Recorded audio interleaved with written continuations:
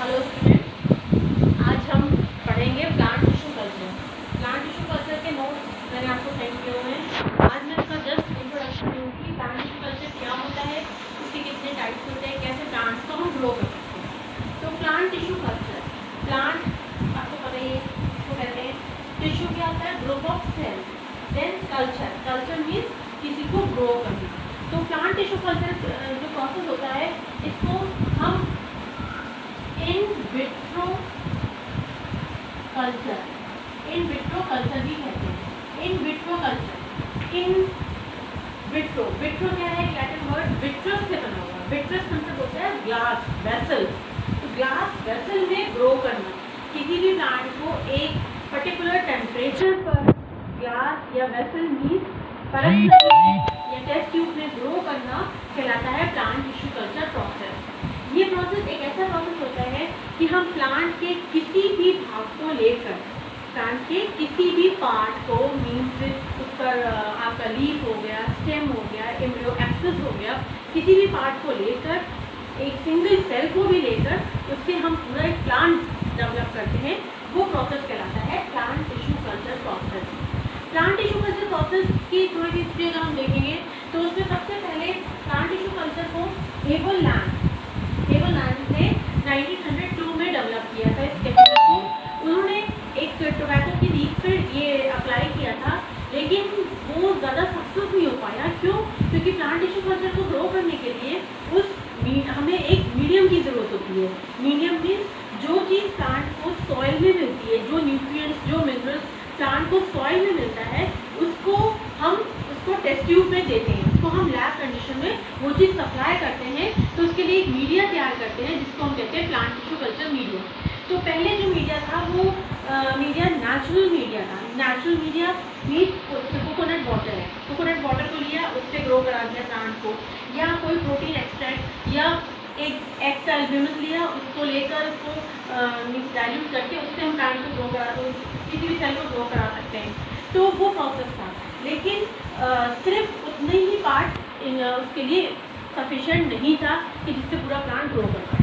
तो उसमें उन्होंने लीफ का जो सेल लिया था, एक सेल लिया था लीफ का, उस सेल से प्लांट को जब डेवलप कराया तो प्लांट बस थोड़ी सी कैलस अवस्था तक पहुँच गया, फिर प्लांट की डेथ होगी। तो वो इतना ग्रो कर पाया, फिर धीरे धीरे कई सारे मीडिया, सबसे पहले जो होते थे मोरेशिक एंड स्कूप, उन्होंने अपना मीडिया बनाना शुरू किया। मोरेशिक एंड स्कूप ये दो साइंटिस्ट थे जिन्होंने अपना मीडिया एक बनाया, जिसमें उन्होंने कई सारे इंग्रेडिएंट्स लिए, मतलब इंग्रेडिएंट्स मैक्रो एलिमेंट्स लिए, कुछ माइक्रो एलिमेंट्स लिए, प्रोटीन्स लिए, कुछ ग्रोथ हार्मोन्स लिए, सुक्रोज लिया, और फिर उसको उन्होंने उसका पीएच मेंटेन किया और उसको फिर उसको सॉलिडिफाई किया। सॉलिडिफाई के लिए उन्होंने अगार यूज़ किया, जिससे वो मीडिया जो था वो सॉलिडिफाई हो गया, ताकि जो हम उसमें प्लांट का पार्ट डालेंगे वो अच्छे से उसमें टिक जाए। उसके लिए मीडिया को हम सॉलिडिफाई करते हैं, जिसमें अगार यूज़ करते हैं। तो उन्होंने वो यूज़ किया। उसके बाद और भी साइंटिस्ट आए जिन्होंने, और भी रिसर्चर्स थे जिन्होंने और भी मीडिया का डेवलप किया, जैसे B5 मीडिया। B5 मीडिया जो था वो गैम्बोर्ड मीडिया के थ्रू गैम्बोर्ड में दिया था। उसके अलावा वाइट्स मीडिया था। तो कई सारे मीडिया इसलिए डेवलप हुए, जिसमें से मोरेशिक और स्कूप मीडिया जो है वो काफ़ी चर्चा में था। उनसे काफ़ी ज़्यादा प्लांट्स जो थे वो ग्रो कर सकते थे, कई वैराइटीज़ के प्लांट्स। तो सबसे पहले प्लांट कैसे ग्रो करता है और हम प्लांट टिश्यू कल्चर मेथड करते क्यों हैं? प्लांट टिश्यू कल्चर मेथड हम इसलिए अप्लाई करते हैं कि कई जगह प्लांट्स में क्या होता है, आप देखते हो डिजीज़ लग जाती है, इंसेक्ट्स के थ्रू डिजीज़ हो जाती है, कई सारे पूरी फसल बर्बाद हो जाती है। इंसेक्ट्स उसमें लग गए तो पूरी, जैसे मटर है, मटर में आप देखते होंगे कि आप कभी मटर को छिलो तो उसमें हेलिकोवर्पा आर्मीडेरा, छोटा सा कैटरपिलर होता है, वो पूरी मटर की सीड को खा जाता है। तो इस तरह से क्या होता था, इंसेक्ट डिजीज़ हो गई, इंसेक्ट के थ्रू हो गई या पेस्टिसाइड्स के थ्रू हो गई, तो पूरी की पूरी फसल बर्बाद हो जाती है। तो उसके लिए हमने एक तरीका निकाला कि अगर प्लांट को हम इन विट्रो ग्रो करें और फिर उसके बाद उसको हम फील्ड पे डेवलप करें तो प्लांट अच्छा ग्रो करेगा, और इसमें हम कुछ वेरिएशन भी ला सकते हैं। प्लांट टिश्यू कल्चर के थ्रू प्लांट में या प्लांट की वैरायटी में हम कुछ वेरिएशन ला सकते हैं, जिससे जो सेंसिटिव प्लांट है, जो वो फील्ड में ग्रो नहीं कर पाता है, ग्रो होते ही तुरंत डेड हो जाता है, तो उन सेंसिटिव प्लांट्स में अगर हम कुछ ऐसा जीन या कुछ उसमें रेजिस्टेंट वैरायटी वाले गुण डाल दें तो वो फील्ड में अच्छे से ग्रो कर पाएगा। तो इस वजह से ये प्लांट टिश्यू कल्चर मेथड जो था ये अप्लाई किया गया। अब कैसे ग्रो करता है प्लांट टिश्यू कल्चर, लैब में प्लांट कैसे ग्रो करता है? तो सबसे पहले एक प्रोसेस आता है जिसको कहते हैं टोटीपोटेंसी। टोटीपोटेंसी क्या होती है? टोटीपोटेंसी होती है कि एक सिंगल सेल से पूरा प्लांट, एक सिंगल सेल से पूरा प्लांट जर्मिनेट कर जाता है, उस प्रोसेस को कहते हैं टोटीपोटेंसी। अब प्लांट कैसे जर्मिनेट करता है? तो प्लांट की सेल कैसे जर्मिनेट करेगा, उसकी कोई एक कैपेसिटी होती है। पहले सेल्स क्या होती है? पहले सेल्स जो होते हैं वो डिफ्रेंशिएट होते हैं, फिर कुछ टाइम के बाद डी डिफ्रेंशिएट, मतलब उसमें डिफ्रेंशिएशन होना बंद हो जाता है। फिर से उसको हम क्या करते हैं, उस प्लांट को, उस सेल को हम दूसरे मीडिया में, जब वो डी डिफ्रेंशिएट हो, वो डिफ्रेंशिएट होना बंद हो जाए, तो उस सेल को निकाल के हम दूसरे मीडिया में सब कल्चर कर देते हैं, जिसको फिर से उसमें सेल रीडिफ्रेंशिएट होनी शुरू हो जाती है, और रीडिफ्रेंशिएट होकर वो सेल कैसी हो जाती है? टोटीपोटेंट सेल हो जाती है, मतलब उनमें इतनी कैपेसिटी हो जाती है कि वो नया प्लांट जर्मिनेट कर सके। तो टोटीपोटेंट सेल्स जो होती है वो दो तरह से प्लांट ग्रो करते हैं। एक तो होता है प्रोसेस जिसको हम कहते हैं ऑर्गेनोजेनेसिस,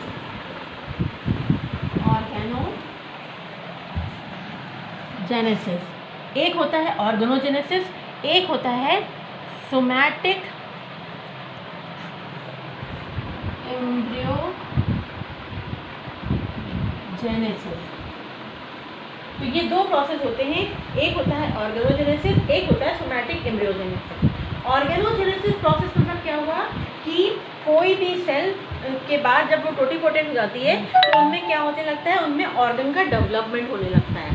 दूसरा है आपका सोमैटिक एम्ब्रियोजेनेसिस। सोमैटिक मतलब क्या हो गया? सोमैटिक मतलब होता है वेजिटेटिव सेल। सोमैटिक होता है वेजिटेटिव सेल। तो वेजिटेटिव सेल से एम्ब्रियो का डेवलपमेंट होता है। पहले टोटीपोटेंट सेल बनी, उन टोटीपोटेंट सेल ने क्या बनाया? सोमैटिक सेल्स बनाई, यानी कि वेजिटेटिव सेल्स बनाई, और वो वेजिटेटिव सेल्स कैसी हो? वो एक एम्ब्रियो की तरह काम करेंगी। फिर एम्ब्रियो एक नया प्लांट जर्मिनेट करेगा। और ऑर्गेनोजेनेसिस में क्या होगा? डायरेक्ट आप टोटीपोटेंट सेल लोगे और उससे पूरा प्लांट जर्मिनेट कर जाएगा, लेकिन इसमें अलग प्रोसेस होता है। अब ये जो ऑर्गेनोजेनेसिस प्रोसेस आता है ये दो पार्ट में डिवाइड हो जाता है। एक तो आपका ऑर्गेनोजेनेसिस होता है जिसको हम कहते हैं डायरेक्ट ऑर्गेनोजेनेसिस, और दूसरा होता है इनडायरेक्ट ऑर्गेनोजेनेसिस। अब डायरेक्ट ऑर्गेनोजेनेसिस क्या होता है? डायरेक्ट ऑर्गेनोजेनेसिस प्रोसेस वो प्रोसेस होता है कि जिसमें प्लांट सीधा ही डेवलप हो जाए, मतलब हमने टोटीपोटेंट सेल को मीडिया में रखा और उसमें से सीधे ही रूट और शूट बनने शुरू हो जाते हैं। दूसरा आता है इनडायरेक्ट ऑर्गेनोजेनेसिस। इनडायरेक्ट ऑर्गेनोजेनेसिस में आप देखेंगे कि पहले प्लांट जो आपने टोटीपोटेंट सेल को रखा है इसमें, तो उसमें पहले प्लांट में क्या बनेगा? कैलस बनेगा। कैलस क्या होता है? कैलस होता है ग्रुप ऑफ सेल, उसको कहते हैं हम कैलस। अब वो जब ग्रुप ऑफ सेल बन जाएगा, उन सेल्स को हम अलग अलग कर देंगे। अलग अलग करने के बाद उसमें से प्लांट जो होगा वो रीजनरेट करेगा। तो ये हो जाता है आपका इनडायरेक्ट प्रोसेस। तो ऑर्गेनोजेनेसिस के दो प्रोसेस हो गए, एक हो गया डायरेक्ट ऑर्गेनोजेनेसिस, दूसरा हो गया इनडायरेक्ट ऑर्गेनोजेनेसिस। इनडायरेक्ट से कैलस बना और उन कैलस से हमने उस कैलस के सेल्स को अलग अलग कर लिया, और अलग अलग करने के बाद उनमें से प्लांट रीजनरेट हुआ।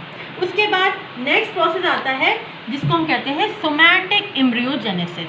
अब ये सोमैटिक एम्ब्रियोजेनेसिस प्रोसेस में हमने आपको बताया, सोमैटिक मतलब होता है कि आपकी जो वेजिटेटिव सेल्स होती हैं उनको कहते हैं सोमैटिक सेल्स। उससे वेजिटेटिव सेल से एम्ब्रियो का बनना, देन उसके बाद प्लांट रीजनरेट करता है।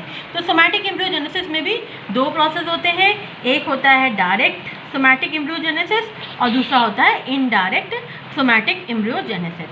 अब सोमैटिक एम्ब्रियोजेनेसिस में क्या होता है कि जब हम कोई टोटीपोटेंट सेल को मीडिया में रखते हैं तो उनमें कुछ चेंजेस आते हैं। उनमें क्या क्या चेंजेस आते हैं? जो सेल होती है पहले कैसी होती है? ग्लोबुलर शेप में होती है। पहले सेल ग्लोबुलर शेप में होगी, ग्लोबुलर के बाद जो सेल होगी वो हार्ट शेप में हो जाएगी। पहले ग्लोबुलर फिर हार्ट शेप, हार्ट शेप के बाद जो सेल होगी वो सॉरी ये पहले टॉर्पिडो शेप होगी। हाँ, यहाँ पर पहले टॉर्पिडो ग्लोबुलर होगी, ग्लोबुलर के बाद ये टॉर्पिडो शेप में होगी। टॉर्पिडो के बाद ये कैसी हो जाएगी, ये हार्ट शेप में हो जाएगी। हार्ट शेप के बाद ये जो सेल होगी ये उसके बाद ये कॉटिलिडन शेप में हो जाएगी। इस तरह से 2 कॉटिलिडन्स बनने शुरू हो जाएंगे। अब इस कॉटिलिडन से क्या होगा, यहाँ से शूट और यहाँ से रूट बनने शुरू हो जाएंगे। तो सोमैटिक एम्ब्रियोजेनेसिस में जो एम्ब्रियोज होते हैं ये डिफरेंट स्ट्रक्चर से गुजरते हैं। पहला कैसा हो गया, globular, then torpedo, TOR, torpedo, heart shape and cotyledon shape, ये 3 शेप हो जाते हैं। ये 3 शेप के बाद जब कॉटिलिडन शेप आता है तो उससे एक नया प्लांट जर्मिनेट होता है। अब इसमें मैंने आपको बताया 2 प्रोसेस होते हैं, एक डायरेक्ट और एक इनडायरेक्ट। डायरेक्ट ऑर्गेनोजेनेसिस में क्या होगा, ये पूरी फेजेस गुजरेंगी और सीधे प्लांट जर्मिनेट होगा। लेकिन इनडायरेक्ट प्रोसेस में क्या होगा, ग्लोबुलर होगा, टॉर्पिडो होगा, हार्ट शेप होगा, कॉटिलिडन, कॉटिलिडन के बाद क्या आ जाएगा, यहाँ पर पहले कैलस बनेगा। जहाँ भी इनडायरेक्ट प्रोसेस हो वहाँ पर कैलस से प्लांट जर्मिनेट करता है। तो कॉटिलिडन के बाद वहाँ पर कैलस बनेगा, कैलस के बाद सेल अलग अलग होंगी और प्लांट जर्मिनेट करेगा नया। ठीक है, तो ये 2 प्रोसेस हो गए जो हम प्लांट टिश्यू कल्चर के प्रोसेस में बताते हैं। अब नेक्स्ट वीक जब आपका क्लास होगा तो उसमें इसके आगे का प्रोसेस मैं बताऊँगी। Thank you so much.